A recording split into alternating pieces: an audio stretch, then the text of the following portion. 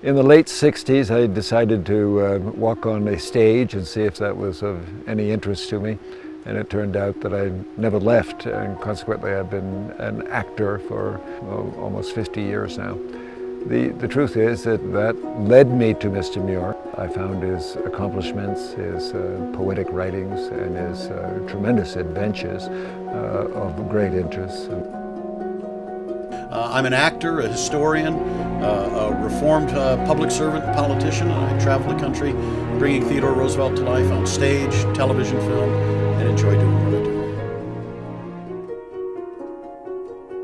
The idea that we can learn from those who've come before us, it's wonderful to know that living history is one of the ways we call the genre, that both through a scripted, entertaining performance, but also through interaction and Q&A, when you've got an actor who's also an historian who can fire the mind and the imagination of a new generation of conservationists.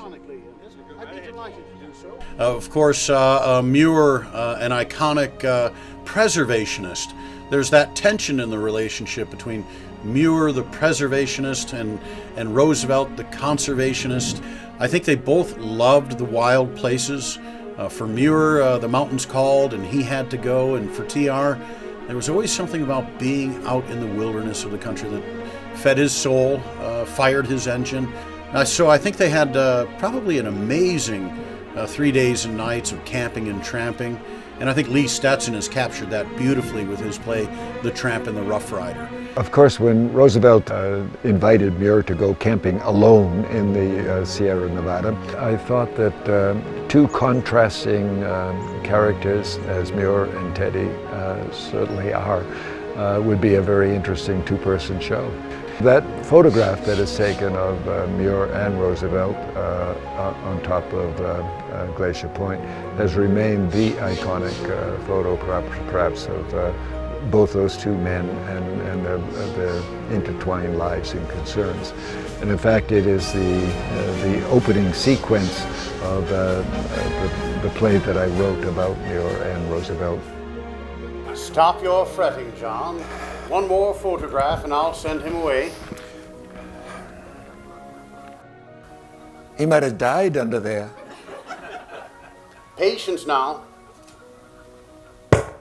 Ah, there we are. Oh, thank you, sir. And I'm hoping that people throughout the country will discover legends of conservation and the work being done there in Missouri as something that they'd like to take a trip and go see these people perform.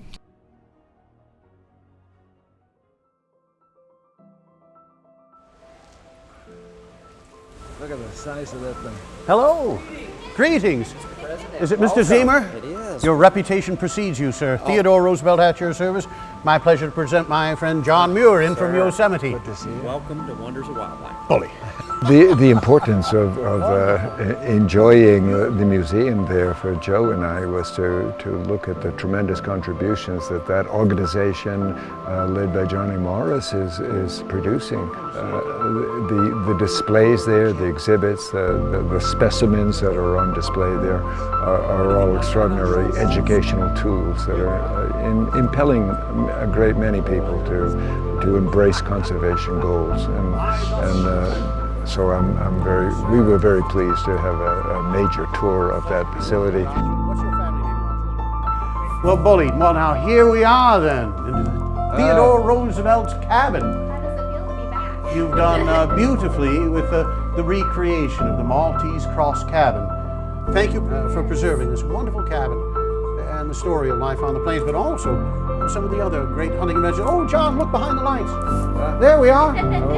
We had many reasons to visit and explore the national parks, of course, but people should go for so many good reasons. Go because, well, everybody needs to be kind, at least to themselves.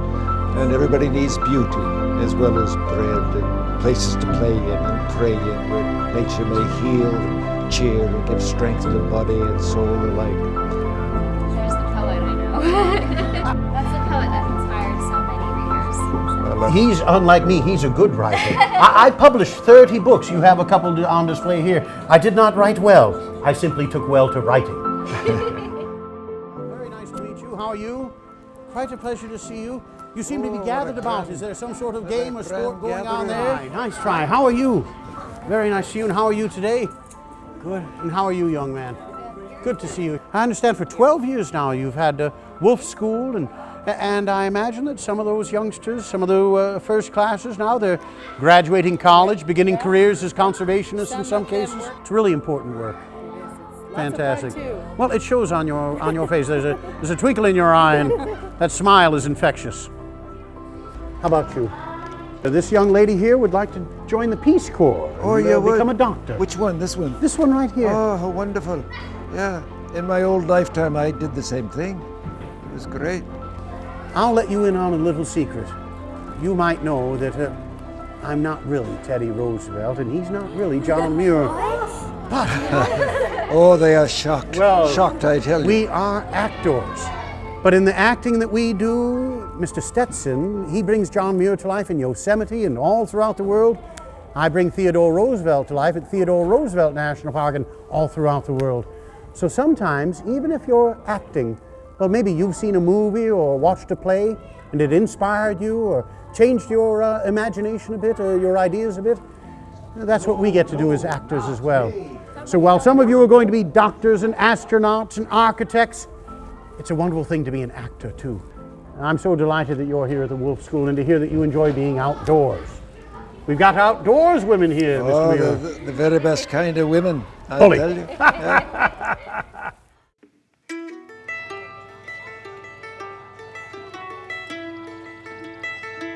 Bruce Sassman and Jan Sassman are doing wonderful work with, of course, dozens of colleagues and hundreds of volunteers throughout that region.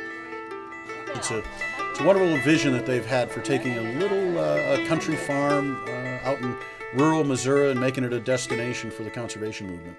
But in spite of all this neglect and abuse, the commissioners are actually trying to persuade Californians that if the valley were returned to the federal government, then somehow the state's honor and sovereignty would be lost, as if you would remove it, half dome and all, to Washington, D.C.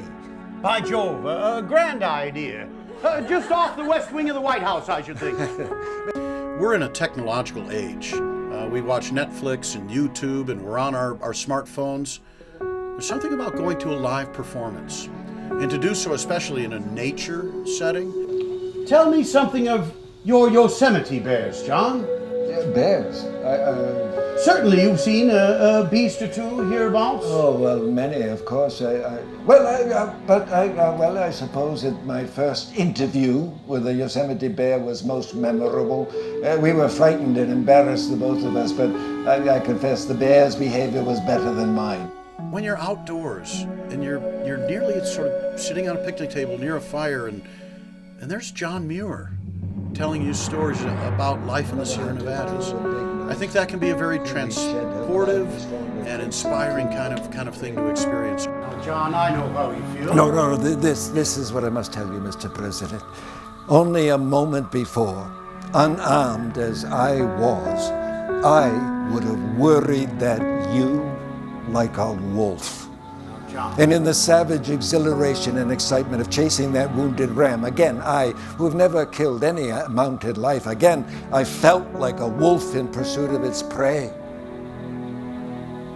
The truth is this, Mr. President, as much as I should like to deny it, only a few generations separate us from our grandfathers who were as savage as the wolves. This is the secret of our love of the hunt. Savageness is natural. It is civilization that is strained and unnatural. I expect we little know how much wildness there is in us. In us, Mr. President, in you and in me. And I'm hoping that people throughout the country will discover legends of conservation and the work being done there in Missouri as something that they'd like to take a trip and go see these people perform. But national parks and reservations are useful, not only as fountains of timber or irrigating rivers, but as fountains of life. Any fool can destroy a tree. He cannot run away. And if it could, it would still be destroyed, chased, hunted down, as long as a dollar could be made out of its bark hide, and few that fell trees plant them, or would planting do much toward bringing back anything like our noble aboriginal forest. God has cared for these trees, saved them from drought, disease, storm, tempest, flood, avalanche, but he cannot save them from fools. Only Uncle Sam can do that. The first time we did the play together, as we came near a conclusion, he said, "Joe, you know the best thing about doing a two-man show?" I said, "No, Lee, what?" He said, "It doubles the size of the cast party." And it's been a joy and a pleasure to work with Lee. We hope to have some more opportunities in the coming year. Some of the other iconic conservation locations across the country have expressed an interest in the Tramp and the Rough Rider coming to life. Jan and Bruce Sassman are extraordinary people in every way. They're a creation of the legends of conservation, which have invited many of the reprises that are involved in conservation efforts to their place in Missouri. It's been a great pleasure to work with them. They've become great friends as well as great supporters of environmental causes.